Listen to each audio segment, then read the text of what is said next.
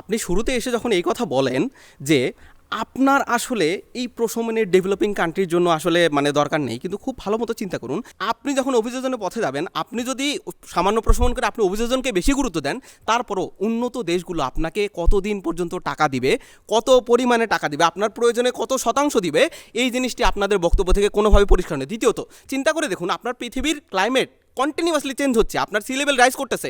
আজকে আপনার দরকার 2026-এ বাংলাদেশের দরকার ধরেন $10 বিলিয়ন, 27-এ দরকার $20 বিলিয়ন, তারপরে দরকার 30 বিলিয়ন। এই টাকাটা আপনাকে আসলে কে দিবে, কেন দিবে, এই চাপটা আসলে কারা দিবে, এইটা আপনাদের ওয়ার্ল্ড থেকে কোনো উত্তর নেই। এরপর চিন্তা করে দেখুন, আপনার ডিমান্ড দিন দিন বাড়তে থাকবে, কারণ আপনার যে এনভায়রনমেন্টাল যে কলাপসটা, এটা আসলে একটা ইরিভার্সিবল ড্যামেজ। এখন এই জিনিসটা যখন আপনার লাইফে হতেই থাকবে, তখন আপনি আসলে এই এক্সট্রা টাকাটা কোথা থেকে পাবেন, এটাও আপনাদের ওয়ার্ল্ড থেকে নিশ্চিত করা হয়নি। এখন চিন্তা করে দেখুন, আপনারা আরও একটা জিনিস বলেন যে আপনি কে আসলে টাকা দিবে, খুব ভালো কথা। আপনারা বলতেছেন যে প্রশমনের জন্য তো আপনাদের অনেক টেকনোলজি দরকার, অনেক কিছু দরকার।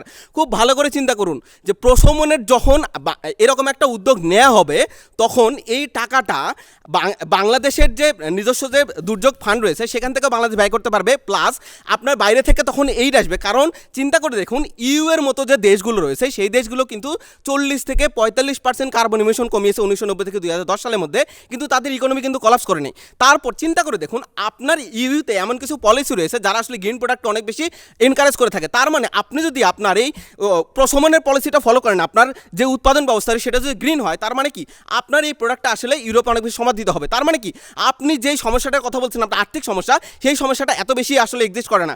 তারপরে চিন্তা করে দেখুন, আপনাদের ওয়ার্ল্ডে আপনারা যে অভিযোজনিত টাকাটা চাইবেন, সেই চাপটা আসলে কে দিবে, এটা আপনাদের ওয়ার্ল্ডেও নেই, আমাদের ওয়ার্ল্ড থেকেও আসলে আমরা বলার চেষ্টা করেছি, কিন্তু আপনাদের ওয়ার্ল্ড থেকে এই প্রশ্নের কোনো উত্তর নেই।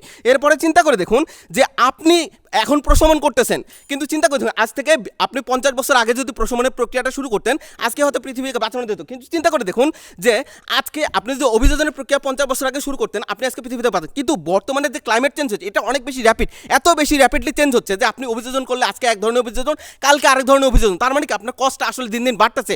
এই যে লুপটা, এই লুপ থেকে আপনি আসলে কখনোই বের হতে পারবেন না। কিন্তু চিন্তা করুন, যদি আপনাকে প্রশমনকে আপনি আসলে মেইন ধরে আগান, তার মানে আলটিমেটলি আপনার যে গ্রিন হাউস গ্যাস যে নির্গমন, যে প্রসেসটা, যেটা আসলে এনভায়রনমেন্টাল চেঞ্জের জন্য মূল কারণ, সেই কারণটাকে আসলে আপনি কমায় দিচ্ছেন। তার মানে কি আপনার ওয়ার্ল্ডে আপনি যখন প্রশমনকে মেইন ধরে আপনি অভিযোজনকে পাশাপাশি রাখেন, আপনার একই সাথে লোকাল মানুষটাও বাঁচার জন্য একটা সুযোগ পায়, এবং একই সাথে আপনার ভবিষ্যৎ প্রজন্ম বাঁচে, এবং একই সাথে আপনার যে এনভায়রনমেন্টের র্যাপিড চেঞ্জ, যেটা একটা ইরিভার্সিবল ড্যামেজ, এই জায়গাতে আপনি আসলে অনেক বেশি একটা মানে সাস্টেনেবল পজিশনে থাকেন। এখন চিন্তা করে দেখুন, আপনার আরেকটা জিনিস বলেন যে আসলে হচ্ছে যে বাংলাদেশের মানুষকে লাইফ জ্যাকেট দেওয়া হবে, কিন্তু খুব ভালো করে চিন্তা করুন কতজন মানুষকে আপনি আসলে লাইফ জ্যাকেট দিবেন। আমরা যে জিনিসটা আপনাকে প্রুফ করার চেষ্টা করেছি যে আপনাদের হাতে সব কিছু আছে, সব ধরনের আপনারা হচ্ছে যে অভিযোজনের সব ধরনের ফর্মুলা আছে, টেকনোলজি আছে, কিন্তু আপনি যে অভিযোজনটা যে জায়গায় অ্যাপ্লাই করে, যে জমিটা, যেই আসলে জায়গাটা, সেটি আসলে সমুদ্রের নিচে তলিয়ে গেছে। এই অবস্থায় আসলে আপনাদের ওই অভিযোজন পলিসি কোনোভাবে কাজ করে না। ধন্যবাদ।